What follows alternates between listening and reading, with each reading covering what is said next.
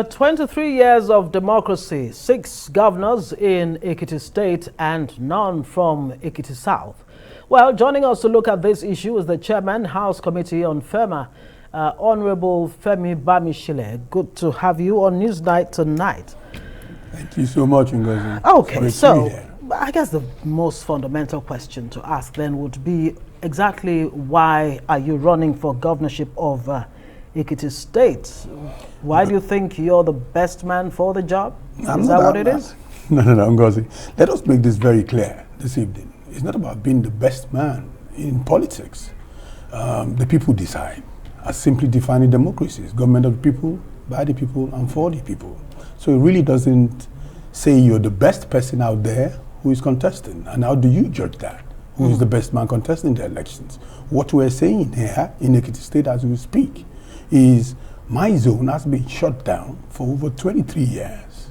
The inception of democracy in Ekiti State, 1999 to present day, you've had the Central Senatorial District had the shot at government for about 12 years.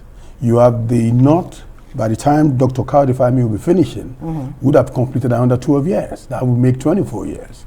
And the governor has actually, as we are hearing, as his own candidate from the Central again. And it really doesn't speak well of democracy. And I know a lot of us in this country must have heard the present governor of Kaduna State, El Rufai, made it crystal clear. He wanted to contest for president in this country about 2 years ago. He was nursing that ambition, and he made it expressly clear that for fairness, equity, and justice, presidency should go to the South. Are you saying that people should only vote along the lines of sentiments not at all. I'm not saying zoning? No, not because at all. that seems to be the argument you're putting forward. No. Okay. Outside of the clear mandate of what you have to deliver in government, but you can't practically shut a particular zone out. Yeah, but don't you think the idea or the concept of zoning is being taken too far? At the federal level, that is a bone of contention that continues to divide the country along the way the country all kinds is of now, lines. unfortunately. And taking it to the level of the state, don't you think it further complicates issues? No, it doesn't, for now. Shouldn't the best man emerge? You're right about that. I lived in the U.S. for 16 years, and we see that play out there all the time. And don't forget, that's a democracy of over 230 to 250 years. Nigerians' nascent democracy as we are, if that is what is going to unite this country and get us on the same plot to get us clear about having the best in this country, we better go with it now. And you can, with what you've seen, look at what is happening in the North, the Boko Haram. These are the things that stems out this crisis that are going on in the country. You can't take that away from it. You talked the about South, yeah. As you see it the way it is, they will tell you that the one who laid the golden egg. And what is happening to the South Side as we speak. So all these things we need to, that's why we talking about a whole lot of things at the National Assembly. You understand? And looking at the Constitution, trying to rephrase a whole lot of things that are happening within the Constitution. Like is restructuring and all that. Yes, that's the process we're talking about. If we got into that, the likelihood is within the next 5 to 10 years, these things will be out of line. So you talk about fixing the imbalances if you get in. What exactly are those imbalances, and how do you plan to fix them? One, what I just told you now, the total imbalance in the Ekiti State is the way things are.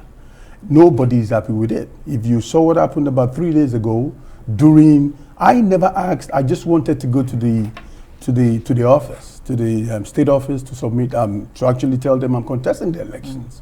You saw the Mammoth crowd that came out. It's not about me saying this is the best person coming out there, but the bottom line is they're looking at from the South.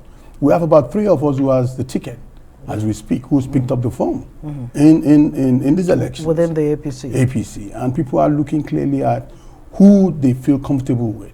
And you've seen it on the day of submission of forms. What do you think is the overriding sentiment for the Ekiti voter as they go to the polls on June 18th? Yes. What do you think is, topmost? Is it employment? Is it what? What exactly do you think are the major issues for security, Ekiti people?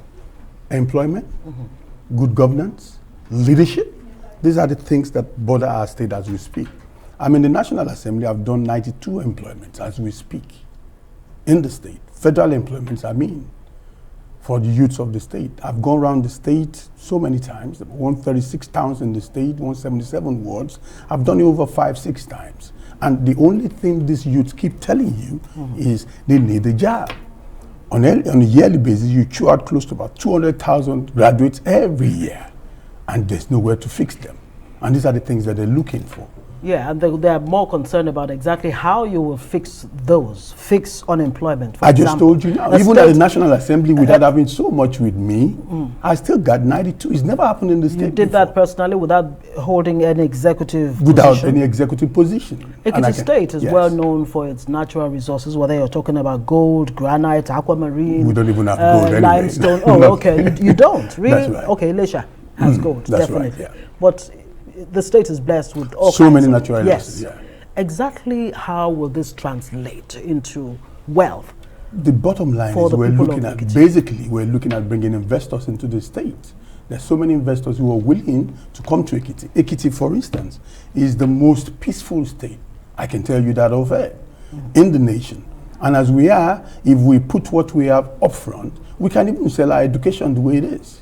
Look at Silicon Valley. Especially for a state that's well known to prioritize education. That's right, yes. Yeah. Look at Silicon Valley as it is in California. That's exactly what they do. We can sell education. The agriculture that is our major thing could be sold in the state too. We can feed Lagos State. Lagos has a population of over 20 million people, 25 million people. With what we produce in our state, we could buy into Lagos State and feed Lagos comfortably. Why do you think that's not even happening already? I don't know. Everybody has his own priority and preference in government.